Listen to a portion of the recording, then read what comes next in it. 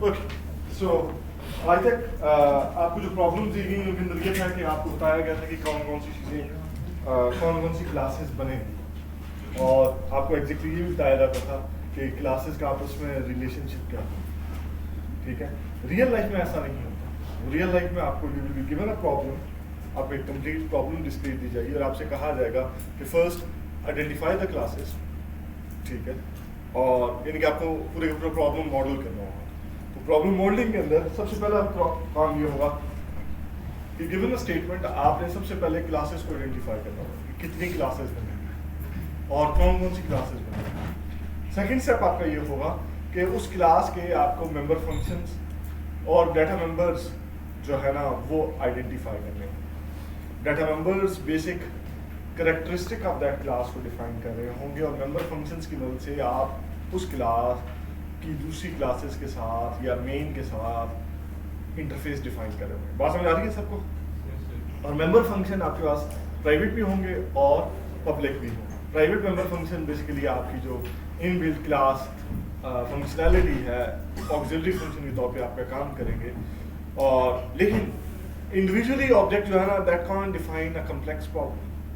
So what will happen that you will have more than single objects in a given problem, and then once you have the more than single objects, आपको उन objects के दरमियान relationship define करना होगा। आपको उनके दरमियान क्या define करना? Relationship। मिसाल के तौर पे जो आपको problem दी गई molecule, bonds और atoms वाली, उसके अंदर relationship हमने already define कर दिया था। Molecule has bonds and bonds has atoms। ऐसे ही था ना? और किसी ने ऐसे क्वेश्चन पूछा हुआ what is add atom. Add atom मतलब है कि हम एटम का नया ऑब्जेक्ट उसके अंदर क्या कर रहे हैं, ऐड कर रहे हैं। सर क्योंकि जो ऐड एटम था वो एटम का ही मेंबर फंक्शन था। ऐड एटम बेसिकली मॉलिक्यूल का और बॉन्ड का मेंबर फंक्शन है। सर वो एटम का ही मेंबर फंक्शन था। Mistake is that. मैं ये समझ रहा सर वो मैट्रिक्स वाले सवाल में भी एक था कि ऐड और आगे फ्लोट आर्गुमेंट में था, लेकिन आगे कमेंट में लिखा था कि assign a constant to each value in the matrix। Ji assign करना चाहिए ऐड करना ऐड करना क्योंकि फंक्शन का नाम तो मैंने फिर दोनों बना दिए अलग अलग ना। सो खैर इन एनी केस आप असाइन का ऑलरेडी लिखा हो। असाइन आप उसे असाइन भी कर सकते हैं और ऐड भी कर सकते हैं। आप एक ऐड का फंक्शन लिख सकते हैं, असाइन का फंक्शन। ठीक, okay. So where we were. So हमारे पास क्या था? सो आपको ऑलरेडी जो रिलेशनशिप थी वो डिफाइन थी। आपको क्या दिया गया था कि आपको ये बताया गया था कि और ये रिलेशनशिप हमने कैसे डिफाइन की, the way the real life works, कि आपके पास मॉलिक्यूल होगा, मॉलिक्यूल्स में क्या होंगे, बॉन्ड्स होंगे और बॉन्ड्स में क्या होंगे, एटम्स होंगे। दैट्स जो अब ये जो सेकंड स्टेप आएगा ना, so the first step will be given a problem. अब आपको हमेशा ये स्टेप्स फॉलो करने होंगे।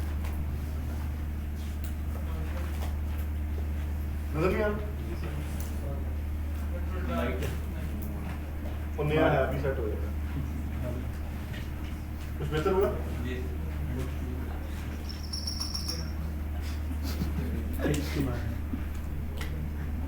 Okay. So given a problem, so the first step will be identification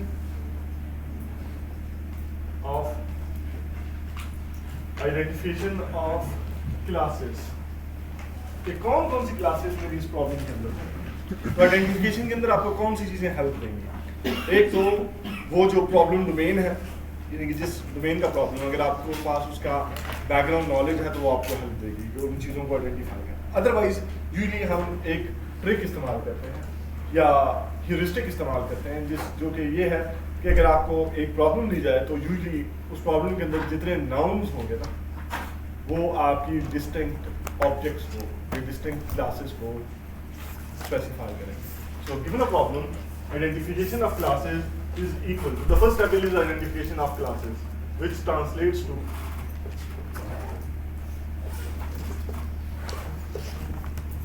identification of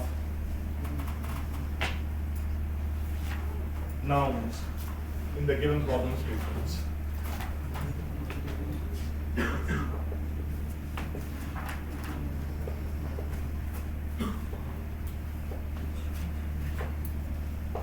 noun से क्या मुराद?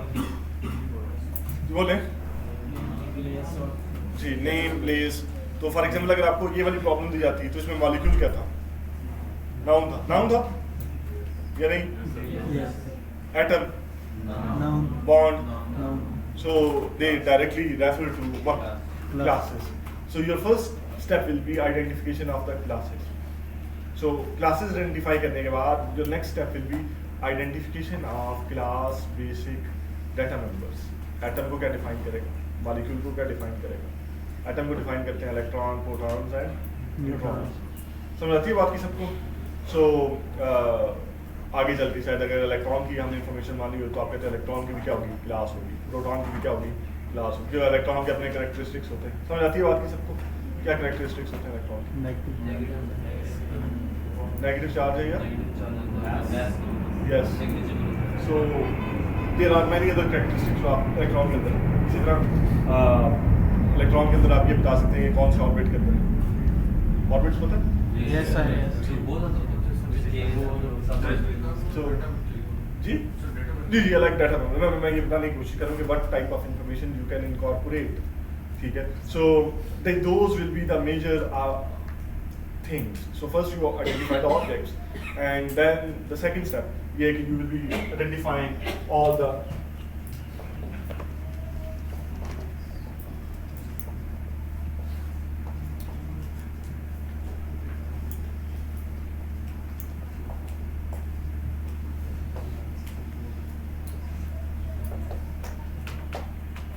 आपको ये आइडेंटिफाई करना पड़ेगा कि हर ऑब्जेक्ट के बेसिक कैरेक्टरिस्टिक्स क्या है. टेक्निकली मैं आपको ये स्टेप थोड़ा अर्ली बता रहा हूँ. आगे चलकर हम इसको देखेंगे तो this step will come a little down. ठीक है. तो सबसे पहले आपने प्रॉब्लम पढ़नी है. प्रॉब्लम के अंदर सारे के सारे नाउन्स आइडेंटिफाई करने हैं. और जो सेकंड मेजर स्टेप होगा बेसिकली वो ये है कि जो क्लासेस हैं उनके दरमियान रिलेशनशिप फाइंड करना होगा. क्लासेस क्या है? उनके दरमियान रिलेशनशिप फाइंड करना होगा. So relationship basically that's very important and that will define कि आपकी overall objects एक दूसरे के साथ कैसे interact करते हैं. Objects cannot exist independently. ये बात आपको समझ आनी चाहिए. They have to interact with the other objects. और जब तक वो other objects के साथ interact नहीं करेंगे आप complete system design नहीं कर सकते. So the second major step is basically identification of relationship among the objects. और वो relationship टेक्निकल टर्म में तीन मुख्तलिफ किस्म का हो सकता है. ठीक है. और हम उन तीनों मुख्तलिफ किस्म की जो टाइप्स हैं उनको एक्सप्लोर करें. So the second major step basically this is also part of it. So but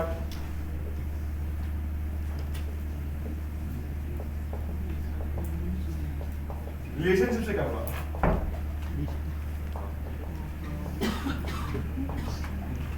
बोले Connection. लेट्स सपोज मैं आपको प्रॉब्लम देता हूँ. मैं आपसे कहता हूँ कि आपने एक गैराज का सिस्टम मॉडल करना. You have to model a garage. समझ आ गई बात की? Garage can have parking slots. At each parking slot there can be a car which can be parked over there. बात समझ आ रही है सबको? Clear? So now I ask you, और ये है कि मैं या आप गैराज के मालिक हैं और आप ये चाहते हैं कि उसके लिए एक ऑटोमेटिक सिस्टम बन जाए. जब भी कार आए वो देखिए जो एम्प्टी स्लॉट्स हैं उसे बताया जाए कार वहाँ पार्क हो जाए. ऐसे ही होता है ना. और जब कार जाए तो जितना जो टाइम उसने वहाँ स्पेंड किया, जो कार ने वहाँ पार्किंग टाइम दिया, उसके हिसाब से हम उसे क्या करें? चार्ज करें. And that's our business model कि हमारे पास एक पार्किंग गैराज है. पार्किंग गैराज के अंदर स्लॉट्स हैं और स्लॉट्स के अंदर क्या आ सकती है? कार आ सकती है. और कार का क्या होगा? इन आउट टाइम होगा.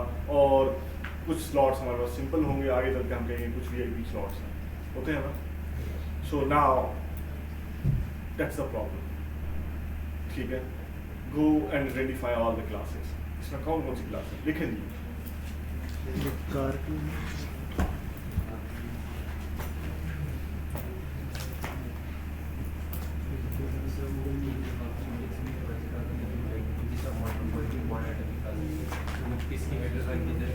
वो मैं बाद में एक्सप्लेन करूँगा, लेकिन अभी एब्स्ट्रैक्ट लेवल पे.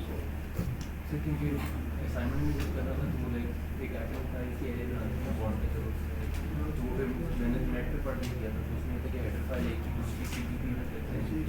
हमेशा हेडर फाइल इंक्लूड होती है. कभी CPP इंक्लूड. हाँ नहीं उसी इंक्लूड होगी, हेडर इंक्लूड होगी, लेकिन उसकी हेडर फाइल के अंदर आप जाकर वो लिखते हैं क्लास एटम और सेमीकोलन, लेकिन वो डिफाइन कहीं और नहीं ऐसा फॉरवर्ड डिक्लेरेशन ही करनी नहीं. फॉरवर्ड डिक्लेरेशन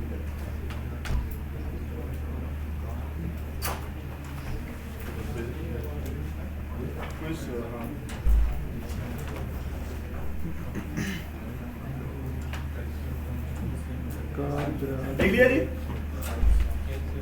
कौन कौन इस क्लास में? जी बोले? सर कार होगी, स्लॉट होगी, टाइम होगा। स्लॉट, टाइम और garage. Okay.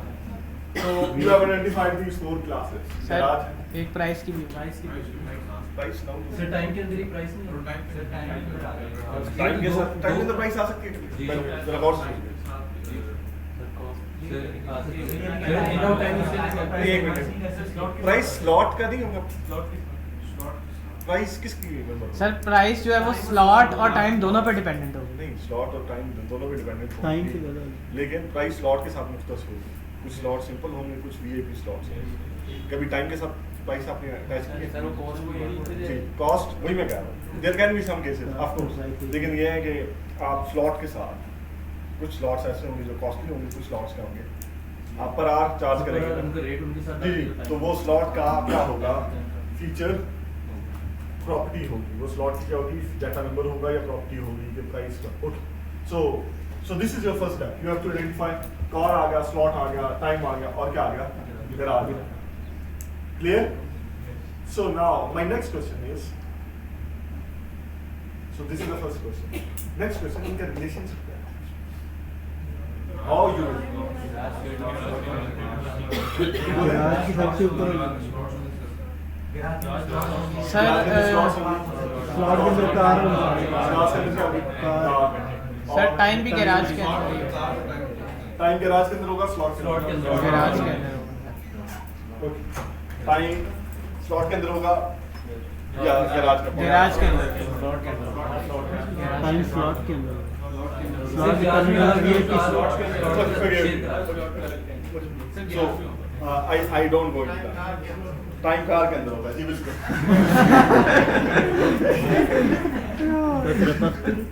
So मैं जब निकलूंगा तो टाइम 0 कर तो आप बहुत मुनाफे वाला कर बात करेंगे। Garage, slot, time and garage. So now question सबको clear है कि what are you trying to attack? Basically this is the most important, the second most important question. The first important question is to identify कि what are the major actors. ये सारे क्या है आपकी domain के अंदर क्या है? एक्टर्स हैं। एक्टर्स समझ आती है सबको? So these are the major role player in your design. And the second step is basically identifying the relationship among these actors or these objects. ठीक है? और relationship basically technically हम relationships को associations कहते हैं। Relationships को क्या कहते हैं? Associations. So there are many definitions, but technically हम relationship को 3 levels पे define करेंगे। Relationship को कितने levels पे define करेंगे? 3। और वो 3 level basically जो relationship के 3 level हैं वो ये हैं। So first relationship level को हम कहेंगे composition. The next level we will call it aggregation. और एक और association का level है जिसे हम कहेंगे inheritance. जिसे हम क्या कहेंगे? Inheritance. ठीक है? So आपके जितने relations होंगे objects के दरमियान वो इनमें से कोई एक होगा। तीनों relationships में से आप तमाम objects के अंदर इनमें से कोई एक relationship define करेंगे। I will start with the composition, then I will clear what aggregation is, and if the time is left, then we will go and attack inheritance. So the problem सबको समझ आ गई क्या? So the first comes the composition. Composition is basically comes from composed. Compose से क्या होता है? बनाना. So composition is basically has a relationship. कौन सा relationship है? Has. Basically these are all relationships.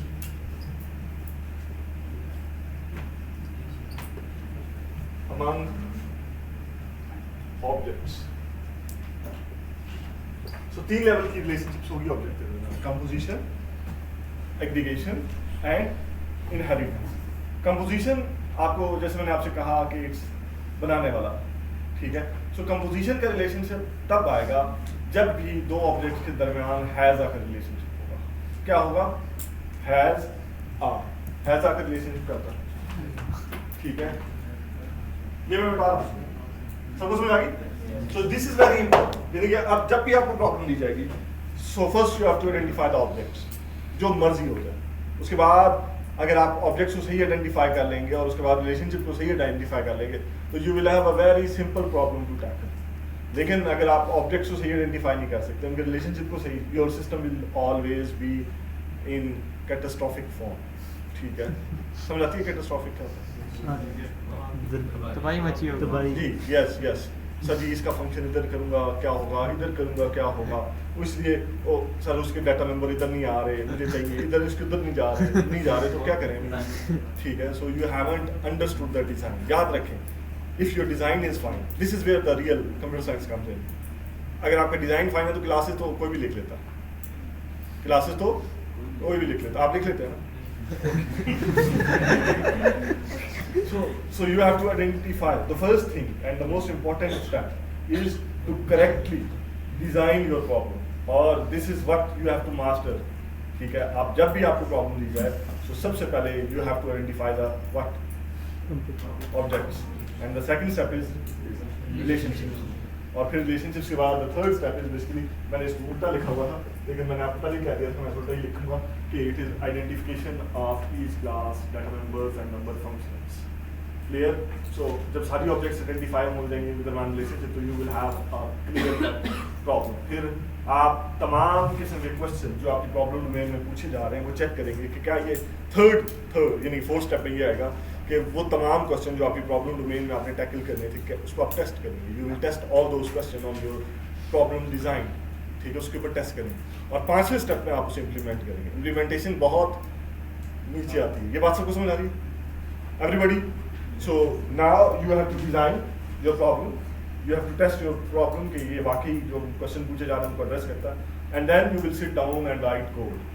याद रखें, writing code is a time consuming process। अगर आपका डोमेन प्रॉब्लम यानी कि डोमेन का जो डिज़ाइन है वो गलत हुआ तो आप सारा टाइम अगर इम्प्लीमेंटेशन में लगाएंगे तो you are wasting your time. ठीक है, वो कहते हैं 100 सुनार की और एक बुहार बन रहा है। ठीक है, बात समझ आती है सबको? So it's better to put some extra time at your design than to struggle later on with your implementation। इसका स्टैटिक बना लो, इसे फ्रेंड फंक्शन बना लो, इसे फ्रेंड क्लास बना लो, इसके डाटा मेंबर इधर नहीं आ रहे, उधर नहीं जा रहे। So क्योंकि अभी ये 2 से ज़्यादा 2 क्लासेस हैं, फिर 3 होंगी, फिर 5 होंगी, then there will time come 100 होंगी। ठीक, then you will जी फिर क्लासेस ही होंगी। Yes, okay। So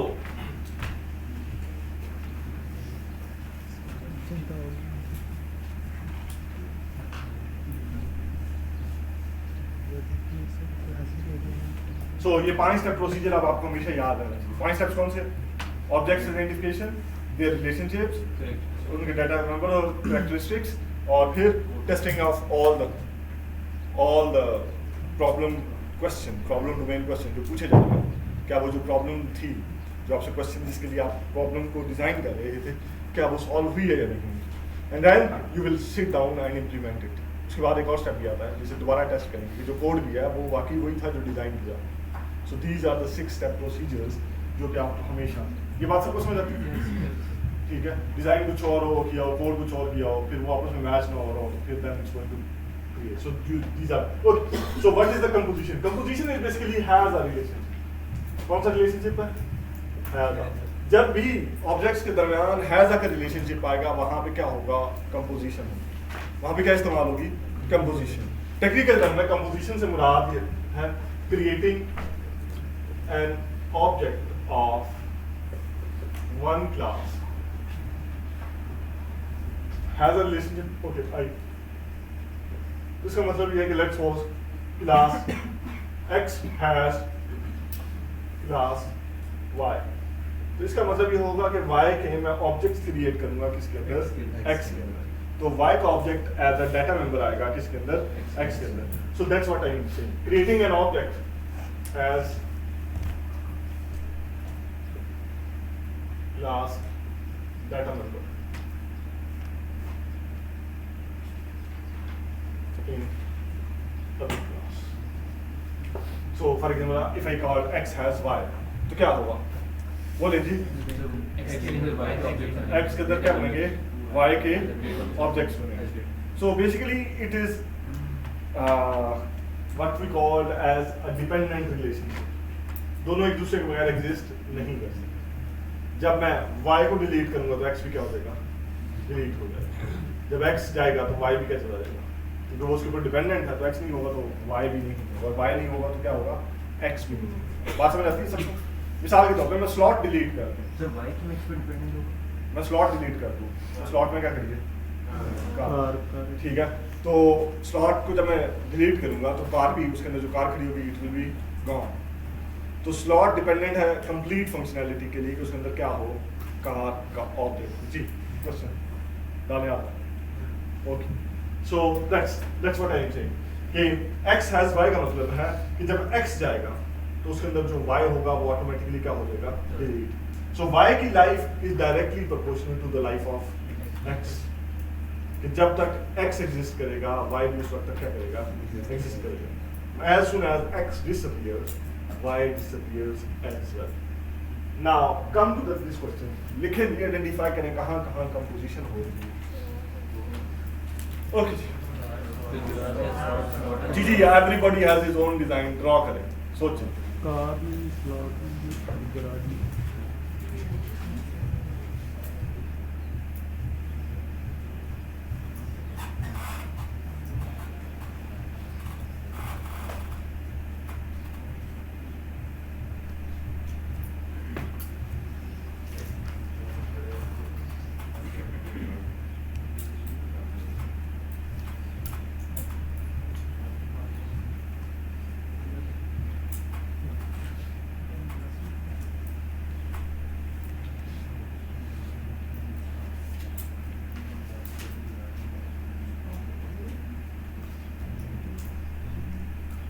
जी हो गया। ओके, सो क्या है आप लोगों ने,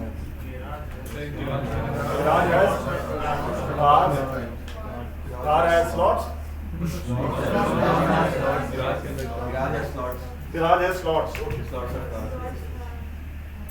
garage has slots, और each slot will have, yes ही है, आपकी इंग्लिश में सब अच्छी आती है। each slot will have a car और and time, ऐसे ही है।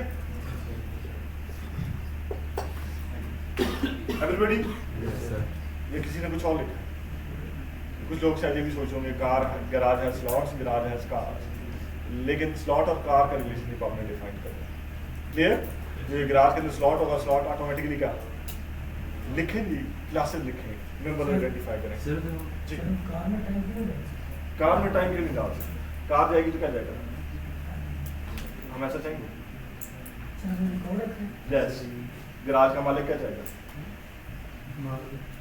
ठीक है, कार होगी, आप मालिक हैं तो आप ये तो नहीं जाएंगे कार के मेरा टाइम ही जाएगा, तो यू विल लाइक के टाइम आपके पास, तो बिल आएगा, तो बिल किसके पास आएगा? बिल स्लॉट वाइज होगा ना, आप चेक करना चाहेंगे कौन सा स्लॉट सबसे ज्यादा बुक हुआ, कौन सा स्लॉट कम से सबसे कम बुक हुआ। तो गैराज में टाइम हो सकता है, ओपनिंग टाइम, क्लोजिंग टाइम, और सर गैराज में भी कार हो सकती है, गैराज में कार नहीं हो सकती। सर हम इस तरह भी कर सकते हैं कि क्लास के अंदर एक हर स्लॉट के साथ 1 मिनट का टाइम का एक ऑब्जेक्ट है जी, लेकिन वो कल, लेकिन स्लॉट जो ट्रू होगा लाइक वो तो इसलिए वो आपका डिजाइन मुश्किल हो जाएगा। That's much simpler design. बनाएंगे क्लासेस बनाएं, डाटा मेंबर्स लिखें और लिखें।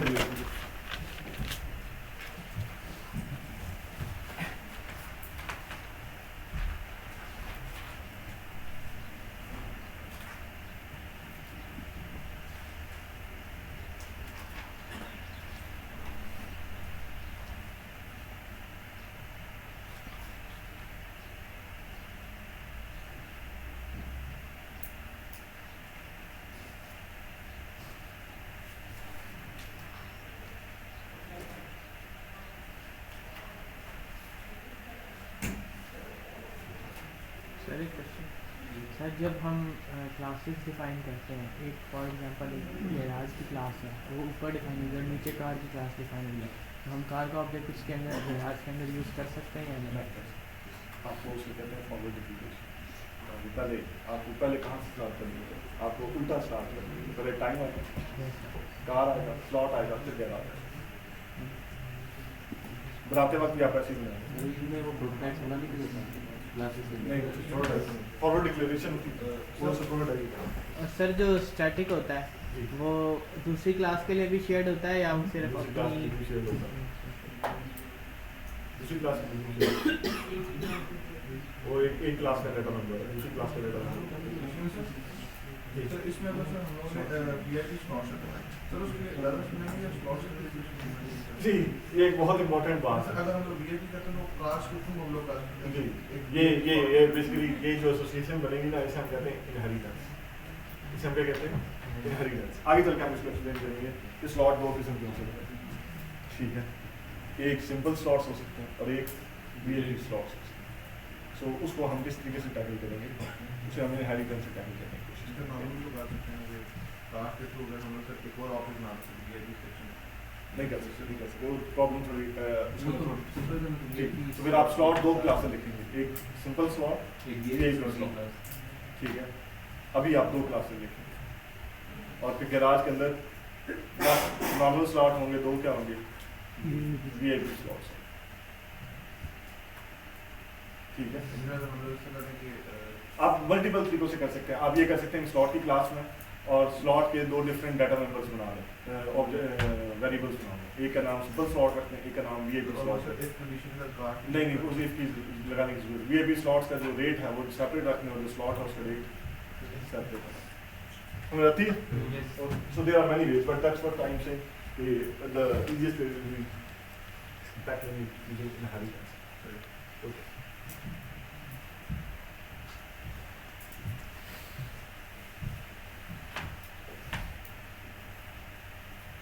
नहीं जी, बना लिया जी सबने?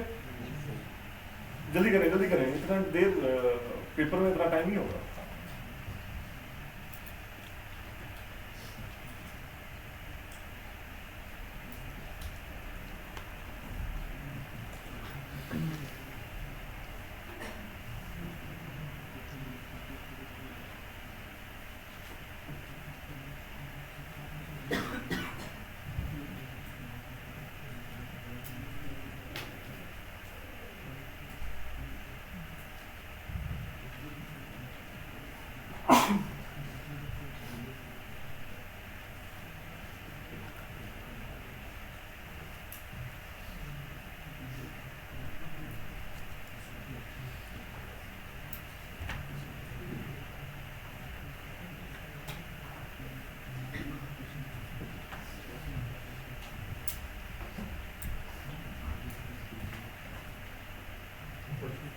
सो सबसे पहले क्या, कौन सी क्लास बनाई थी आपने?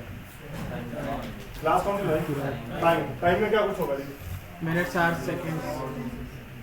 टाइम में क्या कुछ होगा? Minute, hours and integer float. Integer minutes, hours, seconds. ये अपनी क्लास क्या है? टाइम। ऐसे क्या? उसके बाद आपने क्या बनाई?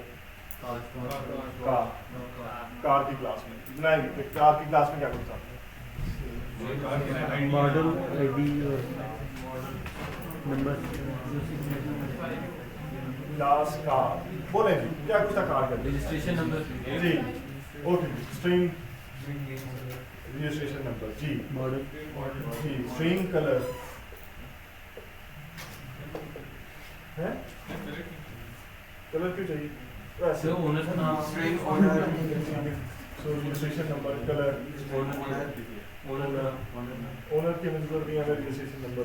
ओनर अगर चाहिए तो ओनर का एक और ऑब्जेक्ट, कार हैज एंड, बात समझ आती है सबको? सो देन हमें ओनर का एक और ऑब्जेक्ट बनाना पड़ेगा। ओनर का नाउन होता है ना, तो फिर हमें उसका भी इधर क्या बनाना पड़ेगा? ऑब्जेक्ट बनाना पड़ेगा। So for the time we are not going something, याद रखें समथिंग अगर आप लाजमी बात नहीं है कि हर नाउन जो है ना उसे आप क्लास बनाएं। So you have to clearly identify कि कौन कौन से मेजर एक्टर हैं आपकी प्रॉब्लम में। And if somebody has don't role, हो सकता है वो वैसे ही आपकी डोमेन के अंदर दाखिल हो रहा हो but it is not playing a major role, you have to just cut it out. You have to just समझ आती है बात की सबको। ओके सो यहाँ पे हमने उसका क्या स्टोर कर दिया, हमने रजिस्ट्रेशन नंबर स्टोर कर दिया, कलर और भी इन्फॉर्मेशन आपको चलेगी। मॉडल का मतलब क्या है? सिविक जी सुजुकी है, क्या है? Clear? That's my car class. किसी और क्वेश्चन? मैंने प्राइवेट नहीं लिखा। तो वो बाय डिफॉल्ट बाय डिफॉल्ट क्या होता है? Private. So that's my car class and that's my time class. आगे क्या है? स्लॉट्स आगे आएंगे। क्लास स्लॉट आएगी। स्लॉट के अंदर क्या होगा?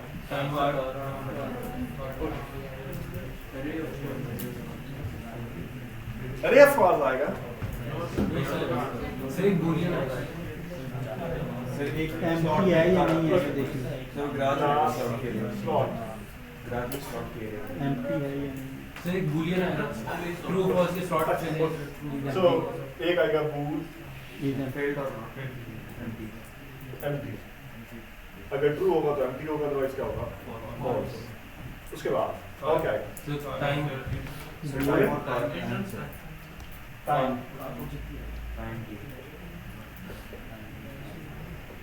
Time time out sir car जी बोले? टाइम आउट लिखने की कोई जरूरत है वैसे? है सर ये आप क्वेश्चन आंसर सर अगर हम टाइम की क्लास के लिए टाइम एंड टाइम आउट वाली कर देते हैं नहीं। में डिफरेंस लेके okay Harry any case time out जरूरी है क्योंकि एम्प्टी टाइम भी जिस तरह होता है उसमें पहले आप एंटर कर दो कितना टाइम आप फ्री करना है या फिर आप वो डिपेंड करता है प्रॉब्लम फॉर द टाइमिंग। हम सिंपल प्रॉब्लम बताएंगे ड्यूरेशन कर सकते जी। टाइम इन टाइम आउट और क्या आएगा? कार और स्लॉट नंबर और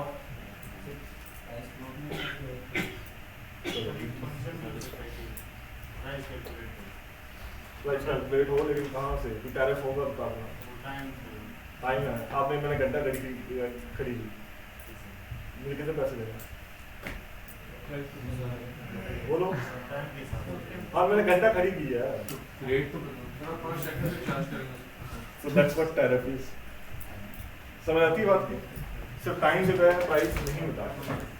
So टाइम से so that's almost completes my slot class.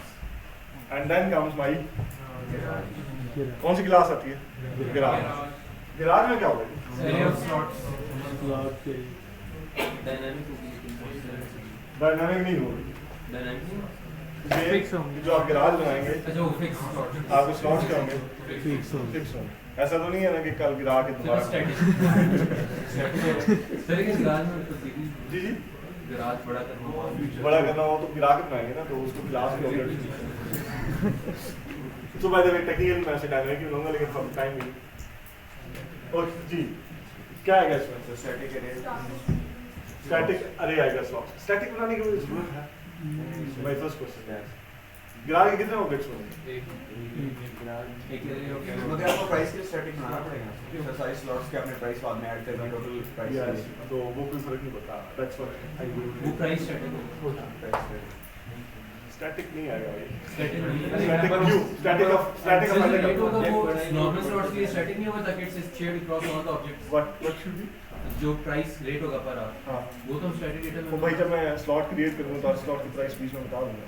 मगर आपको सारी एंड पे ऐड करनी है ना टोटल गिराज तो आप get price for each slot आप कैलकुलेट प्राइस का फंक्शन लिखेंगे। नंबर ऑफ एंट्रीज के लिए तो बनाना पड़ेगा।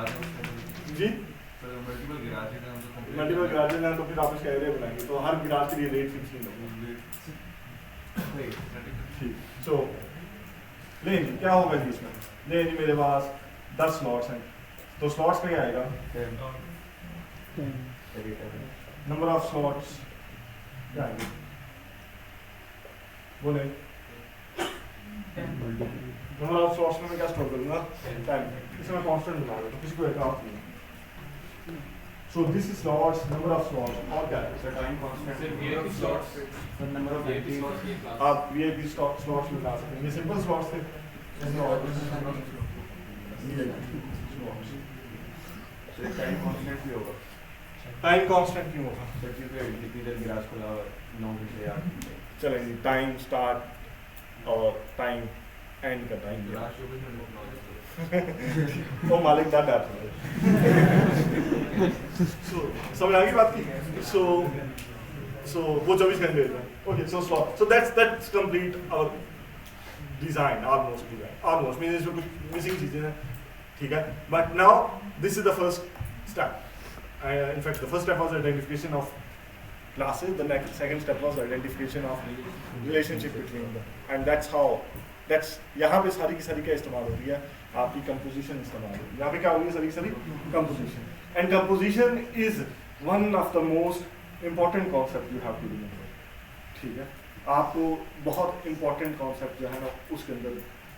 Now, अब जब मैं slots गैराज का ऑब्जेक्ट बनाऊंगा तो दिस इज एन इम्पॉर्टेंट, जब आप एक ऑब्जेक्ट को दूसरे ऑब्जेक्ट के अंदर बनाते हैं तो जब उसे क्रिएट करते हैं तो ऑर्डर ऑफ क्रिएशन क्या होता है, ऑर्डर ऑफ क्रिएशन क्या होता है।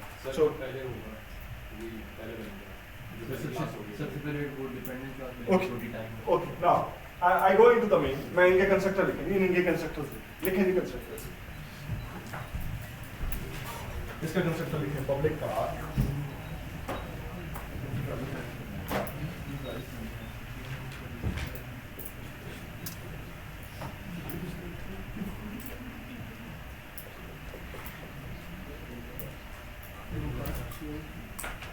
हेलो का, और यहाँ पे क्या आएगा, हेलो स्लॉट,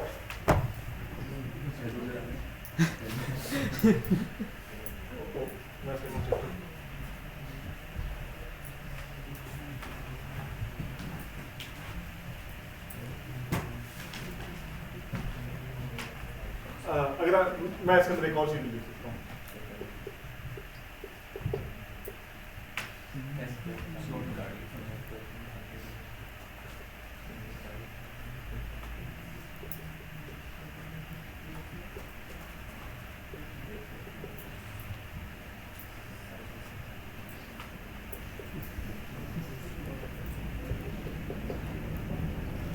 ये बात सबको समझ आती है। अच्छा, और ये मेरा ये होगा, और गैराज का भी कंस्ट्रक्टर लिख सकते सर स्लॉट नंबर स्टैटिक नहीं होगा? या फिर स्लॉट हैं। क्यों? हर स्लॉट का एक ही स्लॉट नंबर होगा। नहीं सर, जब भी नई स्लॉट बनेगी तो हमने काउंट कर देना कि कितनी स्लॉट्स हैं।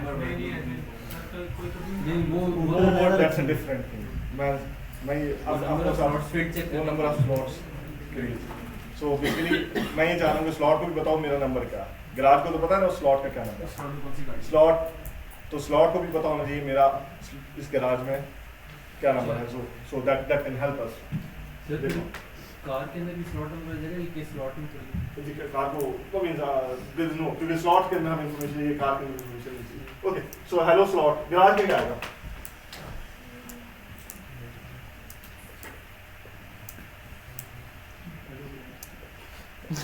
Hello garage. Okay, so that's complete our whole design. Now जब मैं मेन में जाता हूँ, मेन में क्या बनूंगा, कौन सा ऑब्जेक्ट बनूंगा? गैराज जी क्या होता है?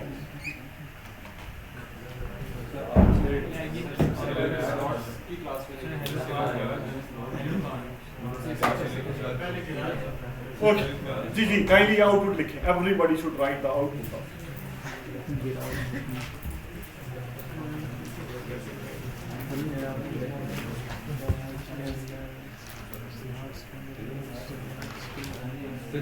सारे मैं सीक्वेंस पूछ रहा हूँ, लिखेंगे सीक्वेंस सारे के साथ।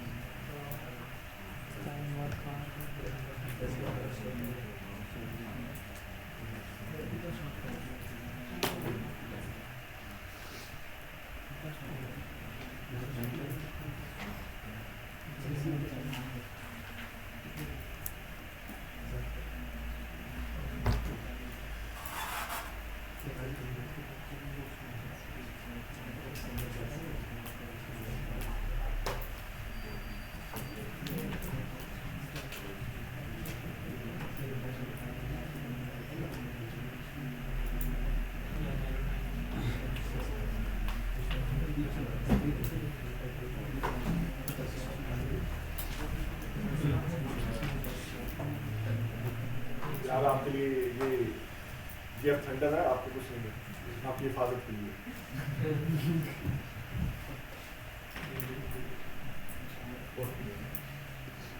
So hello Viraj, hello slot, hello time, hello card. No, that's not the way the constructor will be called. And that's also not the way the constructor will be called. Okay, so now, see. सबसे पहले हम कौन सा constructor call करें? Garage. Now there comes two different concepts. सबसे पहले constructor कौन सा कॉल होगा और सबसे पहले कंस्ट्रक्टर कौन सा एग्जीक्यूट होगा? There is a difference between calling and execution. ठीक है, so there is a difference between calling and execution. So constructor calling and constructor execution. सबसे पहले आप किसका कंस्ट्रक्टर कॉल करें? गैराज। ठीक है, अब इस गैराज को कंप्लीट करने के लिए जरूरी है कि इससे पहले जो ऑब्जेक्ट्स क्रिएट हुए थे, यानी ये जिनसे मिलके बना है, इसको कंप्लीट बनने के लिए जरूरी है कि ये जिनसे मिलके बना है पहले वो क्या हो, कंप्लीट हो। बात समझ आ रही है सबको? अब सबसे पहले कंस्ट्रक्टर कॉल गैराज का होगा और गैराज अपने अंदर सबसे पहले अपने कंपोजिंग ऑब्जेक्ट्स का कंस्ट्रक्टर क्या करेगा? कॉल करेगा। अपने क्या करेगा? कंपोजिंग ऑब्जेक्ट्स का कंस्ट्रक्टर कॉल करेगा। ठीक है, कॉल कौन सा हो रहा है? गैराज का। सबसे पहले ये यहाँ आके रुक जाएगा, ये लाइन एग्जीक्यूट नहीं होगी, बल्कि इस लाइन को एग्जीक्यूट होने से पहले, इस कंस्ट्रक्टर की बॉडी एग्जीक्यूट होने से पहले लाजमी है कि ये गैराज जिन ऑब्जेक्ट से मिलके बना है उनके कंस्ट्रक्टर एग्जीक्यूट हो या कॉल हो। तो सबसे पहले कौन सा कंस्ट्रक्टर कॉल होगा? स्लॉट का। स्लॉट S0 का कंस्ट्रक्टर कॉल होगा। स्लॉट किसका कॉल होगा? S0। और S0 के ऊपर आके वो यहाँ पे रुक जाएगा। अब स्लॉट किससे मिलके बना है? कार और टाइम। सो जिस ऑर्डर में लिखा होगा उस ऑर्डर में कॉल। पहले टाइम क्या लिखा हुआ है? पहले टाइम इन का कंस्ट्रक्टर कॉल और एग्जीक्यूट होगा। अगर टाइम भी किसी और चीज से मिलकर बना है तो पहले वो उसको कॉल करता है। ये बात सबको समझ आ रही है? तो सबसे पहले टाइम इन का कंस्ट्रक्टर कॉल और एग्जीक्यूट होगा। फिर किसका कंस्ट्रक्टर कॉल और एग्जीक्यूट? टाइम आउट का। फिर किसका कंस्ट्रक्टर कॉल? कार। और कार का कंस्ट्रक्टर कहाँ गया? कार का कंस्ट्रक्टर, और कार के अंदर ये तीन स्ट्रिंग डाटा मेंबर्स हैं, तो इनके कंस्ट्रक्टर कॉल और क्या होंगे? एग्जीक्यूट। और सबसे पहले लिखा आएगा हेलो कार। हेलो कार के बाद क्या लिखा आएगा? Hello slot. हेलो टाइम हमने लिखा नहीं, तो नहीं तो पहले लिखा था हेलो टाइम, फिर हेलो कार, फिर क्या था? Hello slot, hello slot. ये स्लॉट 0 के लिए था। फिर स्लॉट 1 का डिफॉल्ट कंस्ट्रक्टर कॉल। और जब ये सारे कंस्ट्रक्टर कॉल हो चुकेंगे तो फिर किसका कंस्ट्रक्टर एग्जीक्यूट होगा? सो कॉल सबसे पहले किसका होगा? जिसको आपने कॉल किया, लेकिन एग्जीक्यूट वो डिपेंड करेगा कि वो किससे मिलके बना। सबको समझ आ गई बात? Everybody understand this? So this is what the constructor calling is. So आप explicit constructor भी कॉल कर सकते हैं उस क्लास का। अगर वहाँ पे पैरामीटराइज कंस्ट्रक्टर होता उस क्लास का, तो मैं मेंबर इनिशियलाइजेशन लिस्ट के अंदर उस क्लास का वो कंस्ट्रक्टर कॉल कर सकता हूँ। मिसाल के तौर पे अगर मैं टाइम का यहाँ पे सिर्फ मेंबर, यहाँ पे एक ही कंस्ट्रक्टर लिखता हूँ, पब्लिक टाइम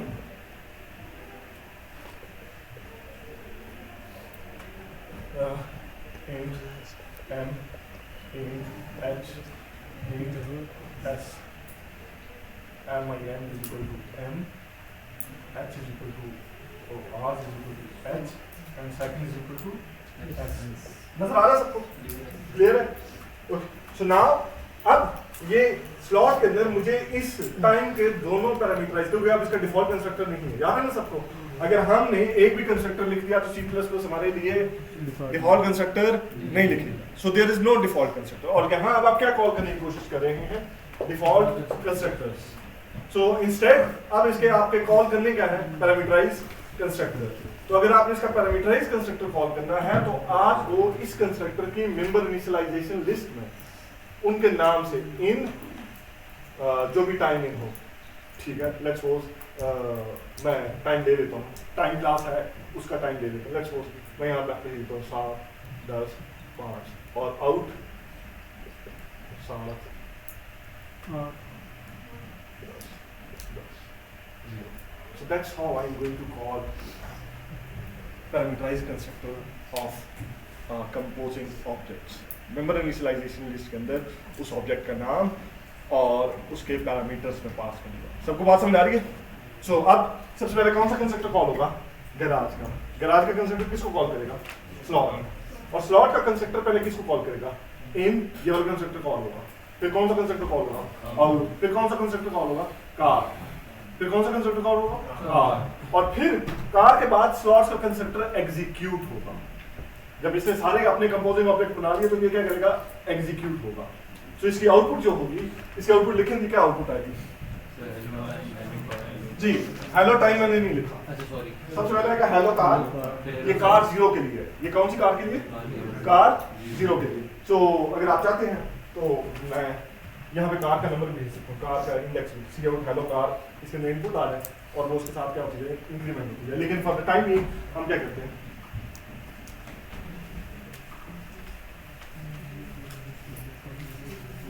सो आउटपुट क्या आएगी? सबसे पहले क्या आएगा? कार 0 के लिए ये स्लॉट, सबसे पहले स्लॉट 0 का कंस्ट्रक्टर कॉल होगा। स्लॉट 0 का कंस्ट्रक्टर किसको कॉल करेगा? टाइम इन, टाइम आउट, और फिर किसको कॉल करेगा? कार, और इसकी आउटपुट आएगी हेलो, हेलो कार, और फिर इसका एग्जीक्यूट होगा। वो क्या लिखेगा? हेलो स्लॉट, ये कार, फिर अगली C1 के लिए फिर आएगा हेलो कार, हेलो स्लॉट। ये कितनी दफा आएगा? 13 टाइम्स, 10 टाइम्स इसके लिए और 3 टाइम्स उसके लिए। ये कितनी बार आएगा? 13 टाइम्स। उसके बाद लिखाएगा hello garage. That's how the constructors will be called. सबको बात समझ आ गई? Everybody have understood it? Destructor किस ऑर्डर में कॉल है?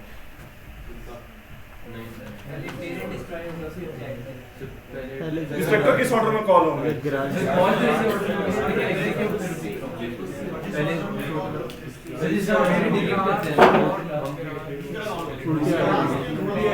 उल्टी आ गया जी, लास्ट इन फर्स्ट राउंड, ठीक है, उल्टा एग्जीक्यूट होगा। गैराज सबसे पहले डिस्ट्रॉय होगा। गैराज डिस्ट्रॉय होगा से बाकी वो डिस्ट्रॉय करेगा, नहीं, वो डिस्ट्रॉय डिस्ट्रक्टर अपना कॉल करेगा, एग्जीक्यूट करेगा। जब वो अपना डिस्ट्रक्टर एग्जीक्यूट करेगा तो फिर अपने कंपोजिंग ऑब्जेक्ट के डिस्ट्रक्टर और एग्जीक्यूट करेगा।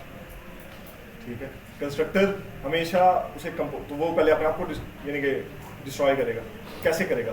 फॉर एग्जांपल आपने इसमें डायनामिक अरे बनाया हुआ है ना, तो आप उसे डिलीट करेंगे। जब उसे डिलीट करेंगे तो वो जो कंपोजिंग ऑब्जेक्ट्स हैं उनके डिस्ट्रक्टर्स कॉल होंगे। जब उनके डिस्ट्रक्टर कॉल होंगे तो अपने अंदर जो कंपोजिंग ऑब्जेक्ट्स हैं उनके डिस्ट्रक्टर्स को कॉल करें। बात समझ आ रही है सबको? जब तक ये एग्जीक्यूट नहीं होगा उस वक्त तक कि अपने अंदर जो कंपोजिंग ऑब्जेक्ट्स हैं उनको डिलीट कर सकें। ये बात सबको क्लियर? सो जो डिस्ट्रक्टर्स हैं वो रिवर्स ऑर्डर में कॉल और एग्जीक्यूट होंगे। डिस्ट्रक्टर किस ऑर्डर में होंगे? रिवर्स ऑर्डर में। ना सिर्फ कॉल होंगे बल्कि एग्जीक्यूट भी होंगे। मैंने आपको इसका सिंपल सा आंसर ये बताया कि लेट्स सपोज अगर ये स्लॉट डायनामिक अरे होता, क्या होता? स्लॉट्स स्टैटिक एस, और आपने इसे कंस्ट्रक्टर के अंदर क्या की होती? Memory allot. तो अब इसकी मेमोरी उस वक्त तक डी अलॉट नहीं हो सकती जब तक आप इसे डिलीट नहीं करेंगे। तो इसे डिलीट आप कहाँ करेंगे? डिस्ट्रक्टर में। तो इसका मतलब ये है कि डिलीट करने के लिए डिस्ट्रक्टर का एग्जीक्यूट होना क्या है? जरूरी। तो डिस्ट्रक्टर सबसे पहले गैराज का कॉल होगा और सबसे पहले एग्जीक्यूट हुई इसका होगा गैराज का। अब जब मैं इसमें स्लॉट को डिलीट करूंगा तो स्लॉट डिलीट होगा, तो स्लॉट का डिस्ट्रक्टर एग्जीक्यूट होगा। तो स्लॉट का डिस्ट्रक्टर जब एग्जीक्यूट होगा तो वो किसका डिस्ट्रक्टर कॉल करेगा? बोले, वो कॉल करेगा टाइम इन, टाइम आउट और कार का। तो फिर पहले खुद को एग्जीक्यूट करेगा, फिर टाइम इन को एग्जीक्यूट करेगा, फिर टाइम आउट को और फिर कार को। It will be totally in reverse order. In fact पहले कार होगा, फिर टाइम आउट होगा, फिर टाइम इन होगा। That's how it's going to be executed. सबको बात समझ आ गई? कंपोजिशन क्लियर है जी सबको? So that's what you have to remember about the composition. Composition के अंदर यही बातें हैं और कुछ नहीं। कब आपने इस्तेमाल करनी, कब इस्तेमाल करनी है कंपोजिशन? कंस्ट्रक्टर कॉलिंग ऑर्डर क्या है?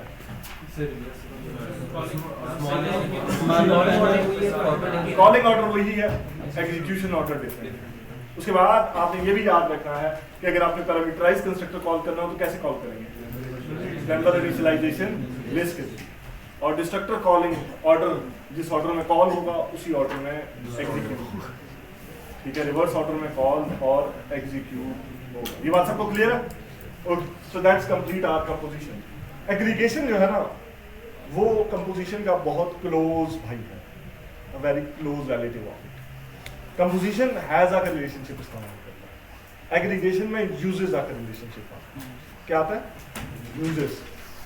हैज का मतलब ये है कि वो एक दूसरे के लिए लाजमो मलजूम है। लफ्ज़ समझ आता है? ठीक है। और हैज का मतलब ये है, और सॉरी हैज यूजर का मतलब ये है कि वो सिर्फ इस्तेमाल करता है। इस्तेमाल करने का मतलब ये है कि अगर मैं x को डिलीट करूं तो लाजमी बात नहीं है कि y भी डिलीट। वहाँ क्या था कि x के अंदर जब मैं y को कंपोज कर रहा था तो जैसे भी मैंने गैराज को डिलीट किया तो सारे स्लॉट्स भी क्या हो जाएंगे, डिलीट हो जाएंगे। ये कंपोजिशन है, यानी कि स्लॉट मरहून मिन्नत है किसका, गैराज का, कि अगर गैराज एग्जिस्ट करेगा तो स्लॉट एग्जिस्ट करेगा, लेकिन अगर गैराज की एग्जिस्टेंस खत्म होगी तो स्लॉट की एग्जिस्टेंस भी क्या हो जाएगी, खत्म हो जाएगी। एग्रीगेशन जी बिल्कुल, मैं दैट्स व्हाट टाइम कमिंग। अगर आपके पास पूरे पाकिस्तान की कार्स का रिकॉर्ड हो तो फिर आपको कार कंपोज नहीं करनी पड़ेगी, फिर आपको कार एग्रीगेट करनी पड़ेगी, क्योंकि कार आएगी और कार लाएगी तो फिर स्लॉट कार को इस्तेमाल करता है, स्लॉट कार से मिलकर बना नहीं। ये बात सबको समझ आती है? स्लॉट कार को इस्तेमाल करता है, इसी तरह स्लॉट टाइम को इस्तेमाल करता है। स्लॉट किसको इस्तेमाल करता है? टाइम को इस्तेमाल करता है, ना कि क्या करता है उससे मिल के बनाता है। ठीक है, वी स्टॉप ओवर हियर। ठीक है, initially you will have to work with the composition, later on we will convert it into aggregation। और अगर आपको ये दोनों समझ आ गई तो inheritance is just a small part in it। ठीक है, inheritance क्या है इसका? एक छोटा सा part. So we will see it next time। जी, किसी और क्वेश्चन?